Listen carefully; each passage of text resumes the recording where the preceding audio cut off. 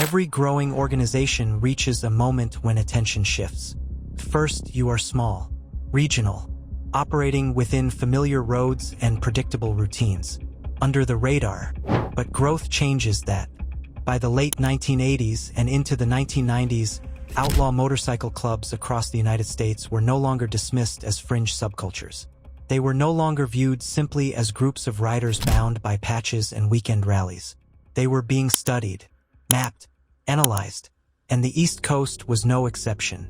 The Pagans Motorcycle Club had expanded chapter by chapter across Maryland, Pennsylvania, Delaware, and New Jersey. Their structure had solidified. Their regional identity had deepened. Their presence was no longer subtle, and visibility attracts scrutiny. Growth had created power. Now that power was being measured. For decades, traditional law enforcement strategy focused primarily on individuals. An arrest here, a charge there, short-term disruption aimed at specific alleged acts. But by the late 20th century, federal prosecutors began refining a different approach. Instead of isolating one member at a time, they began examining structure, hierarchy, leadership roles, patterns of coordination. The tool that reshaped the strategy was the Racketeer-influenced and Corrupt Organizations Act, better known as RICO. Under RICO, prosecutors could attempt to demonstrate that an organization functioned as a criminal enterprise if patterns of unlawful activity were established across its structure. The focus shifted from singular incidents to interconnected behavior. The strategy was straightforward in theory. Don't just arrest one person. Build a case that connects the organization itself to alleged coordinated conduct. Task forces expanded. Intelligence units grew more sophisticated. Interagency coordination increased, particularly in dense regions like the East Coast, where multiple jurisdictions overlap within short geographic distances. Outlaw motorcycle clubs were no longer treated as loose associations of riders. They were being evaluated as enterprises, and enterprises, in the eyes of federal law enforcement, could be dismantled. As the Pagans strengthened their footprint across the mid-Atlantic, investigative attention intensified. Surveillance operations became more deliberate. Wiretap applications increased. Informants were cultivated. Undercover operations were deployed carefully and, at times, patiently over years. Clubhouses were observed. Public events were documented. Associates were questioned. For law enforcement agencies, the objective extended beyond disruption. The focus became long-term strategy, building comprehensive cases capable of surviving federal court scrutiny. But scrutiny does not occur in isolation. When an organization realizes it is being watched, the internal atmosphere shifts. Loyalty becomes even more central. Trust becomes more complicated. In tightly structured organizations, cohesion depends on certainty about roles, about hierarchy, about allegiance. But under sustained investigation, suspicion can spread quietly. Questions surface. Who is speaking to whom? Who might be cooperating? Who is being monitored? Leadership under these conditions carries a heavier burden. It is one thing to guide expansion. It is another to guide an organization through sustained external pressure. As investigative efforts increased, media narratives evolved alongside them. By the 1990s and early 2000s, national headlines increasingly framed outlaw motorcycle clubs within the broader language of organized crime. Stories referenced violence, racketeering allegations, and federal indictments. Coverage often blurred distinctions between different clubs, contributing to a public perception that treated them collectively rather than individually. Whether grounded in specific cases or amplified through sensationalism, perception carries consequences. Public opinion influences political discourse. Political discourse influences funding priorities. Funding priorities influence investigative intensity. On the East Coast, this shift was particularly significant.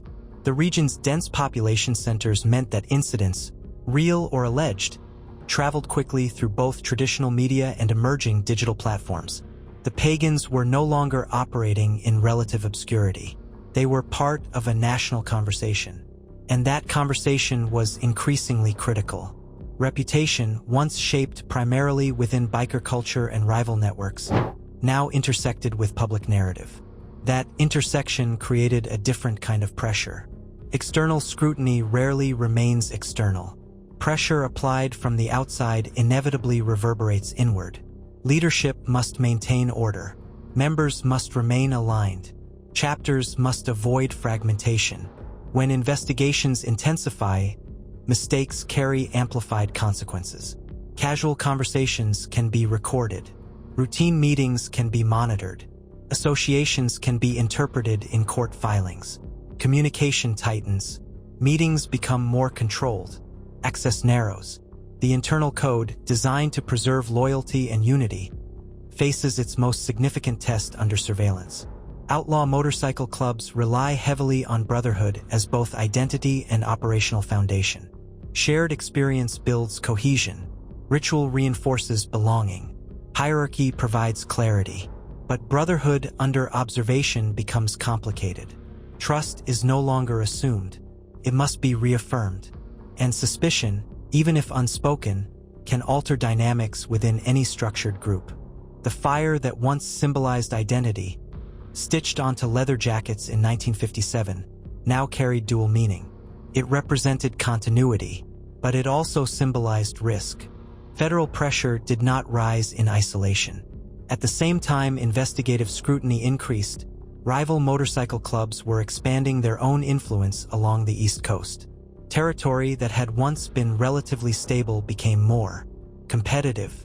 The region's compact geography meant that overlapping presence could not be easily ignored. Competition and investigation began to rise simultaneously. Pressure from outside agencies, pressure from rival organizations, pressure from within. Growth had created leverage. It had solidified regional identity. It had strengthened infrastructure across multiple states. But growth also amplifies visibility. And visibility invites both rivalry and regulation. The East Coast was no longer a quiet corridor of consolidation. It was a layered environment where law enforcement, media, political forces, and competing clubs all intersected. Navigating that environment required adaptation. Entering the 2000s and beyond, federal indictments targeting various outlaw motorcycle clubs nationwide signaled a broader strategic transformation. Authorities were no longer reacting solely to isolated incidents. They were preparing long-term, multi-state investigations designed to establish patterns. Joint task forces shared intelligence across jurisdictions. Organized crime designations carried enhanced legal consequences. The message was clear. The era of minimal oversight had ended.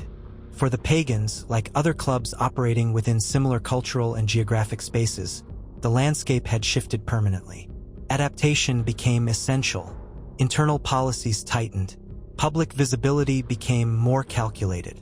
Structure, once primarily a mechanism for expansion, now functioned as a shield. But even shields carry weight. The Norse fire still burned. Its symbolism remained intact. Heritage, identity, continuity. Yet it now burned under a spotlight. And a spotlight changes behavior. Every organization built on loyalty faces the same test. Can it survive pressure? Can it adapt to scrutiny? Can it hold together when watched from every angle? The foundation was built in 1957, the expansion came next. But the era of federal pressure would define the future. Next episode, rivalries and conflict, when territory turns into collision.